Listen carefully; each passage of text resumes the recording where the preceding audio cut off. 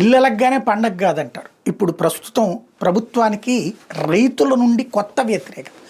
అమరావతిలో ఏదైతే భూములు ఇచ్చిన రైతులు ముందు మాకు ఫ్లాట్లు ఇచ్చి, అంటే మేము ప్రభుత్వానికి వ్యతిరేకం కాదు, చంద్రబాబు గారికి వ్యతిరేకం కాదు, ఆయన చేసే అభివృద్ధికి అండగానే మేము మా భూములు ఇచ్చాం. ఇప్పుడు ఎవడెవడో వస్తున్నాడు, సంస్థ పెట్టేస్తున్నాడు. ముందు మా ఫ్లాట్ ఏది, మా పొలంలోనే మాకు 1450 గజాలు ఇస్తానన్నారు. ఆడే మొత్తం కట్టేసుకుంటాడు. 4 ఎకరాలు ఉందంటే 4 ఎకరాల్లో ఆడు 3 ఎకరాలు కట్టుకుని 1 ఎకరా నాకు వదిలిపెట్టాలి కదా. అప్పుడు కదా నేను డెవలప్ అయ్యేది. కాబట్టి మా పొలంలోనే మాకు ఇవ్వండి, లేదా మా ఊళ్ళో ఇస్తారా, ఎక్కడో చూపించండి.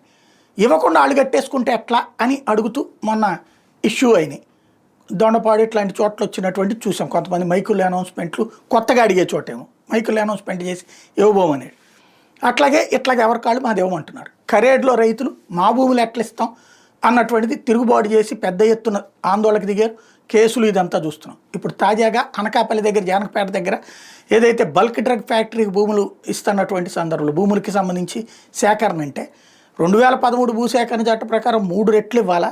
ఇవాళ మార్కెట్ రేట్ ప్రకారం ఉన్నటువంటి దాన్ని కాకుండా ఎప్పటిదో రేట్లు పెట్టిస్తానంటున్నారు. అసలు అట్టెట్లా ఇంకోటి, అసలు సుప్రీంకోర్టు చెప్పింది పంటలు పండని పొలాలు ఇవ్వమని. మీరేం పంటలు పండే పొలాలు తీసుకుంటున్నారు, మా పొలాలు ఎట్లా తీసుకుంటారంటూ వాళ్ళు తిరుగుబాటు చేశారు, భూములు ఇవ్వమంటున్నారు.